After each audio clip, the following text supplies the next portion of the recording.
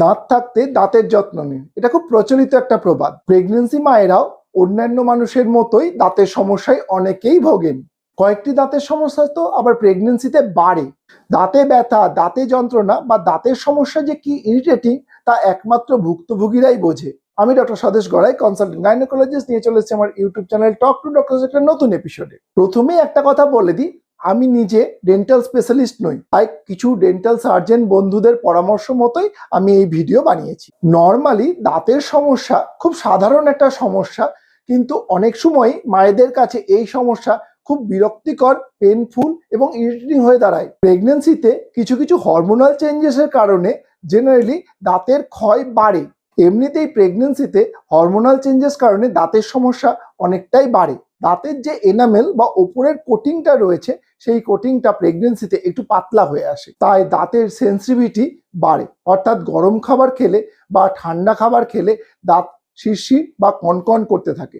ক্যালসিয়ামের অভাব অনেক সময় দাঁতের ক্ষয় বাড়ায়, তাই প্রেগনেন্সির সময় বিশেষত আপনার যদি ক্যালসিয়ামের অভাব হয়ে থাকে তাহলে দাঁতের সমস্যা বাড়ে, বই কমে না। প্রেগনেন্সির কিছু কিছু হরমোনাল চেঞ্জেস এবং বি কমপ্লেক্সের অভাব অনেক সময় দাঁতের মাড়ি এবং জিভের সমস্যা তৈরি করে। দাঁতের মাড়ি ফুলে যায়, লাল হয়ে যায় এবং ব্যথা হয়।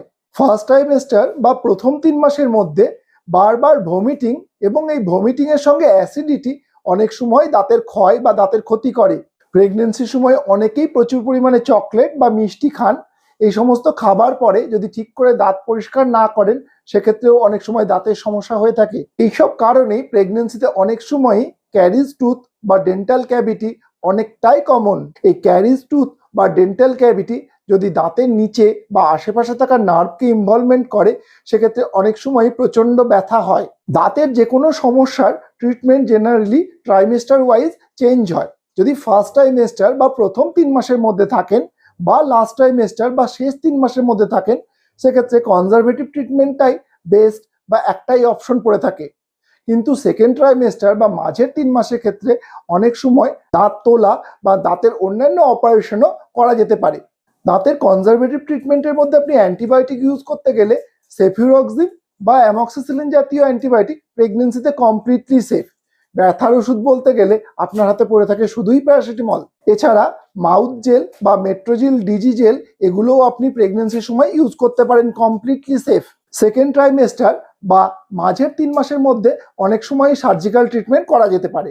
ডাক্তারবাবুর পরামর্শ মতো দাঁত তোলা বা দাঁতের ফিলিং অথবা আরসিটি এই জাতীয় ট্রিটমেন্ট ইজিলি করা যায়। দাঁতের এক্স রে জেনারেলি প্রেগনেন্সির সময় অ্যাভয়েড করা হয়, তবে কোনো কারণে যদি এক্স রে করতেই হয়, সেক্ষেত্রে আপনার পেট এবং বুক লেড সিল দিয়ে মুড়িয়ে তারপরেই এক্স রে করতে হবে।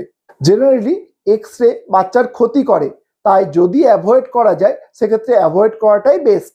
যেসব ক্ষেত্রে দাঁতের সেন্সিটিভিটি খুব বেড়ে যায়, সেক্ষেত্রে কিছু কিছু টুথপেস্ট বা মাউথ জেল বা মাউথ ওয়াশ অনেক সময় দাঁতের সেন্সিটিভিটির উপরে ভালো কাজ করে। যদি মাড়ি প্রেগনেন্সিতে অনেক সময় ফুলে যায় বা ইনফেকশন হয়, যেটাকে জিঞ্জিভাইটিস বলে, সেক্ষেত্রে অনেক সময় অ্যামক্সিসিলিন জাতীয় অ্যান্টিবায়োটিক এবং বি কমপ্লেক্স জাতীয় ওষুধ ইউজ করা হয়। এগুলি প্রেগনেন্সিতে কমপ্লিটলি সেফ। মনে রাখবেন, দাঁতের ইনফেকশন থেকেও কিন্তু আপনার প্রিটার্ম ডেলিভারি বা পিআরওএম বা অনেকের যাদের হার্টের সমস্যা আছে তাদের হার্টেরও প্রবলেম হতে পারে।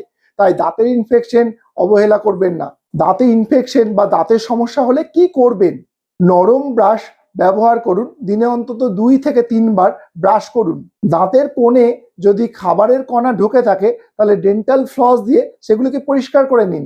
খাবার পরে নিয়মিত মুখ ধুন। ক্যালসিয়াম এবং ভিটামিন ডি3 ট্যাবলেট রেগুলারলি খান। আপনার ব্রাশ করার টেকনিক এবং আপনার টুথপেস্টের কোয়ালিটি অবশ্যই চেক করে নিন। দাঁতের সমস্যা হলে ফেলে রাখবেন না, অবশ্যই কোনো ডেন্টাল সার্জনের পরামর্শ নিন। তার পরামর্শ মতো সঠিক চিকিৎসা নিয়ে আপনার দাঁতকে সুস্থ করে রাখবেন। যদি কোনো সময় তিনি খাবার কোনো ওষুধ দেন, তাহলে অবশ্যই আপনার গাইনোকোলজিস্টকে দেখিয়ে নেবেন সেই ওষুধটি প্রেগনেন্সিতে সেফ কিনা। আজকের মতো এ পর্যন্তই। আশা করি আপনারা সবাই দাঁত থাকতে দাঁতের মর্যাদা বুঝবেন।